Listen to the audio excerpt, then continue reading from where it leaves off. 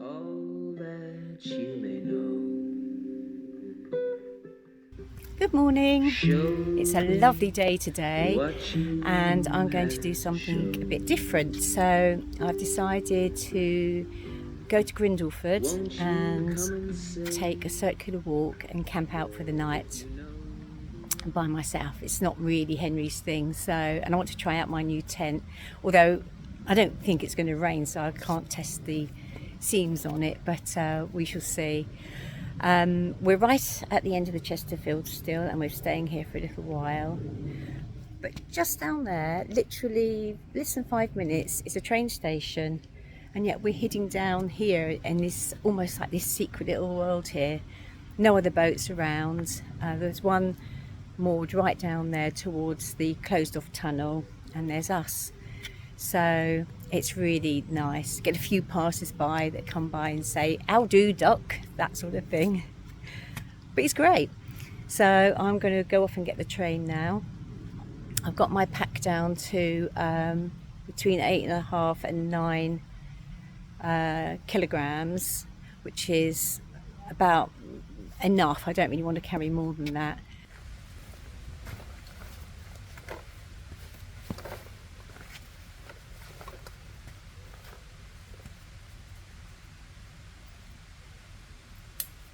Just arrived at Grindleford station. That's where I should be having breakfast tomorrow, I hope. Let's see if I can find the beginning of the path. It's super hot today.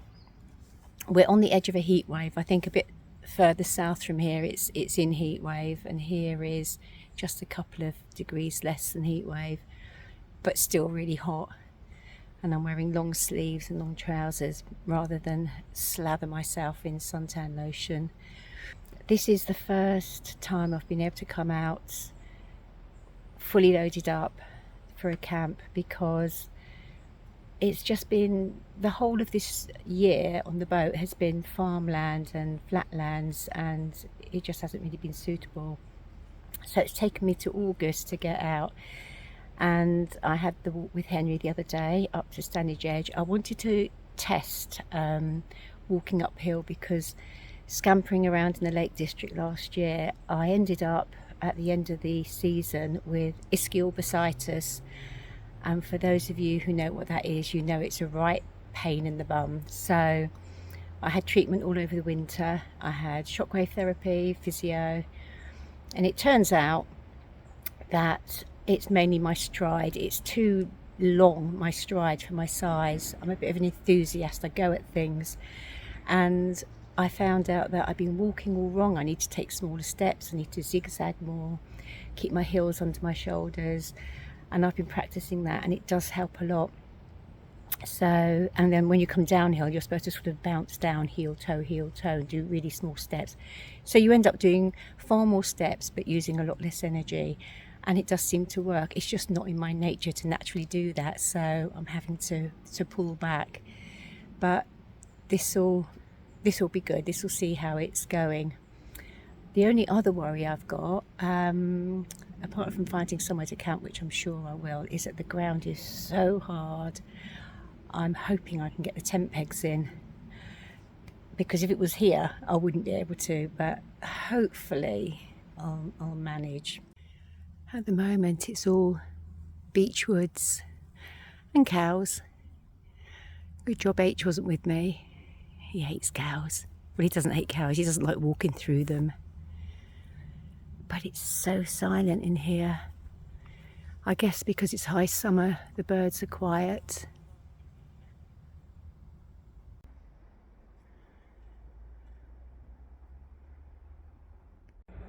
Before long it's opening out, and it's going to become moorland quite soon. There's a road here, so there's more people around.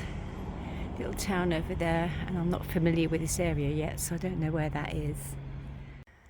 Time to stop for lunch, late lunch. Found the perfect seat, nice and soft.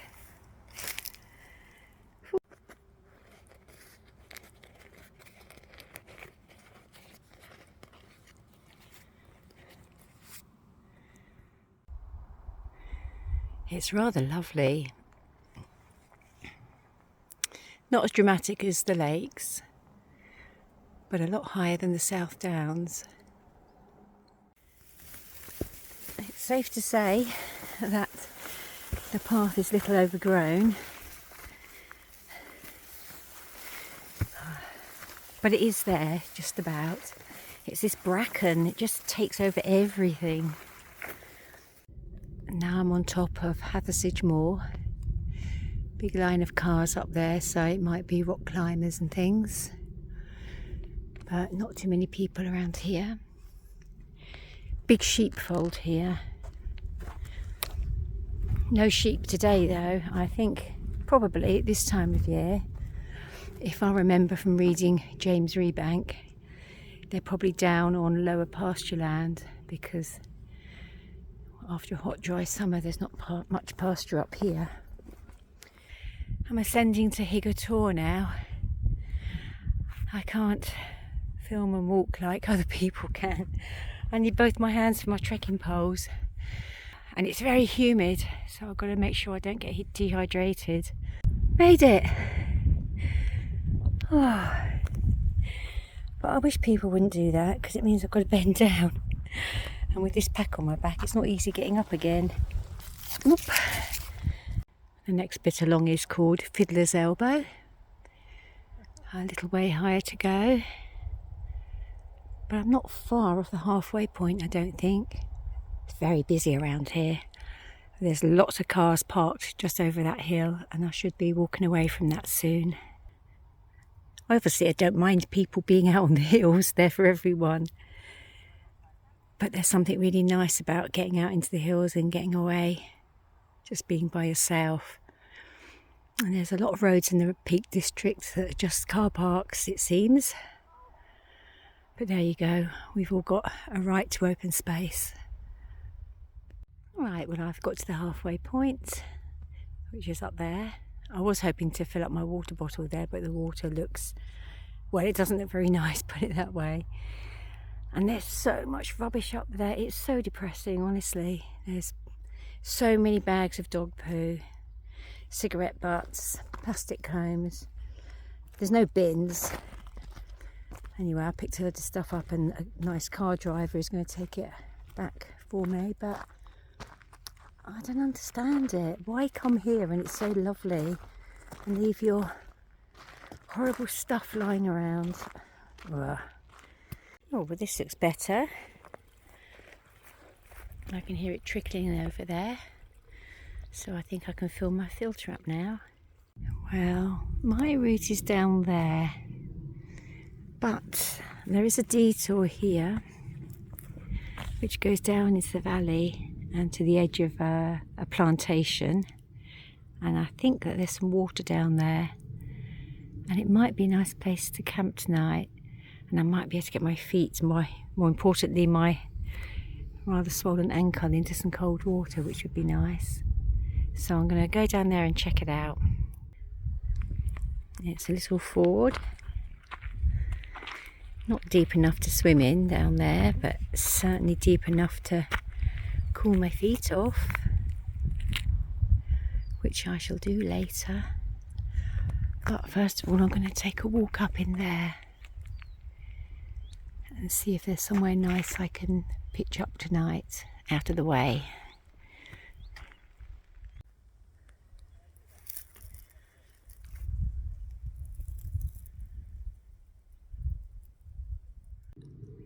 Well, it's very tufty in here, heather and marsh grass, but I found a little area here that looks like it might just about do, because my tent's quite a small one. So I'm going to see if it fits in there, but I probably won't put it up just yet. It's a bit early. I just want to make sure that this is going to work. Well, in the end, that didn't work. It wasn't quite big enough to put the tent out in, and actually it feels very buggy in here. I'm getting moithered by bugs. I'm getting my ears and everything, so I am coming out of here to see what else I can find. Oh, well, it's much nicer out here, but it is in view of some of the paths, which I don't really like to do. It's not exactly stealth. So if I don't find anything else, I shall wait until it's getting dark and pop the tent up, because I'll be gone really early in the morning anyway. But in the meantime, I'm going to have a little scout around. Oh, this is more like it. This will do nicely. I'll be half hidden by the bracken, but not in it. You have to think ticks with bracken. There's some nice flat spots, and it's more open aspect, and it's not so buggy. Oh, and there's a little brook down there. So I'm going to go and get my bag, and that's it. I'm going to stop for today. Okay, before I do anything else, I've got to have a cup of tea. Green tea for now, and an Earl Grey for the morning. As long as I've got my tea, I'm all right.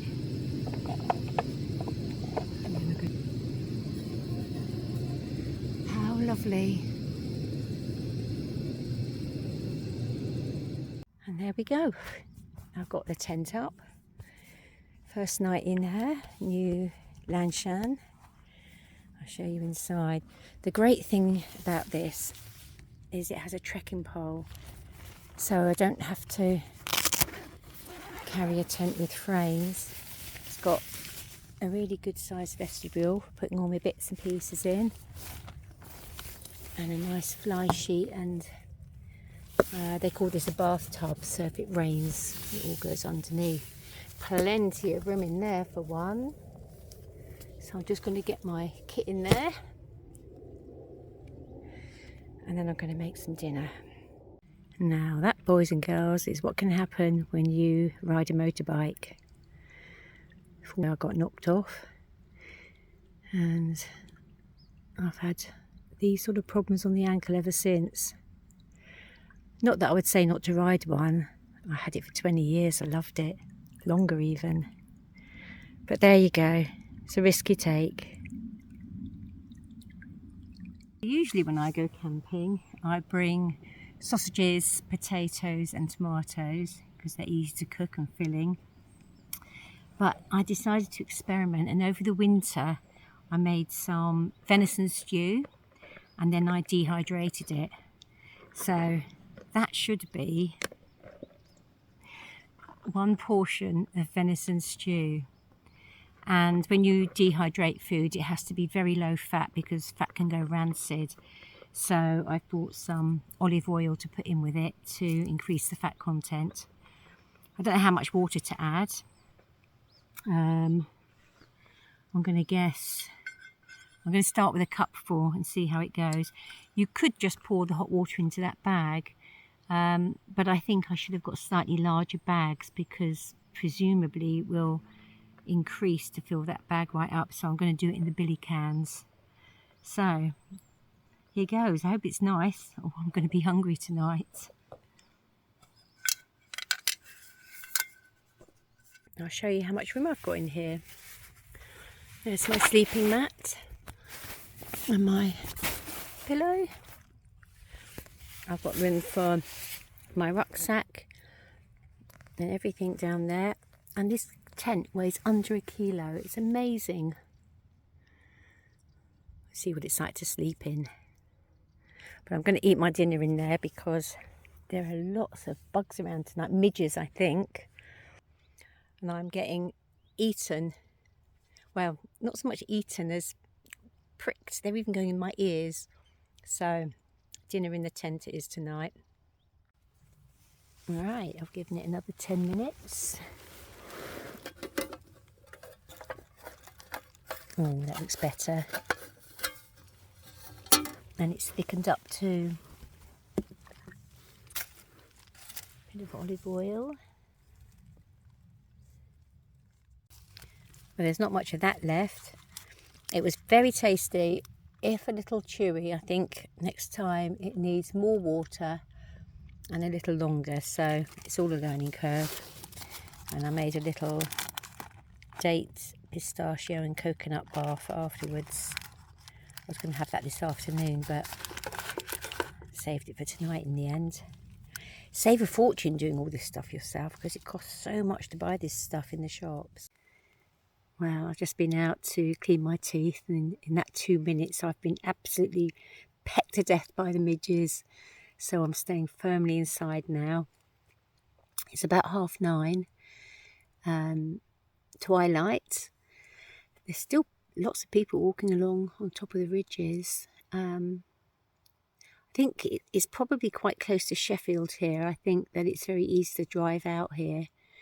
And I might have a look on the map and see if I can find somewhere that's a bit further away from roads, because it's nice to just get away from it all. Lovely as it is here, I think I shall have to be up very early in the morning and gone, because I can imagine if people are up here this late at night, they're going to be here early in the morning too. So, you know.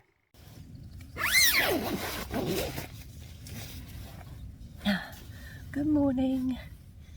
It's just gone 5 and it's time for me to get up and pack up. I'm staying firmly inside this fly sheet away from the midges. My head's quite bitten and my ankles. So I'm going to pack up, go down to the ford and have a cup of tea, and then slowly make my way back. I'm getting very short on battery now, so I won't be able to film much more, but I can show you a couple of bits on the way back, hopefully.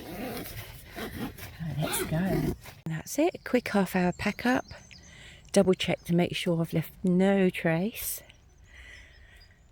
Oh, it's a beautiful day. Dawn just arriving. I've just seen a hare, and I'm back down by the ford. Brush those midges out of my hair. It was worth it for that. It's gorgeous. Oh, this is lovely.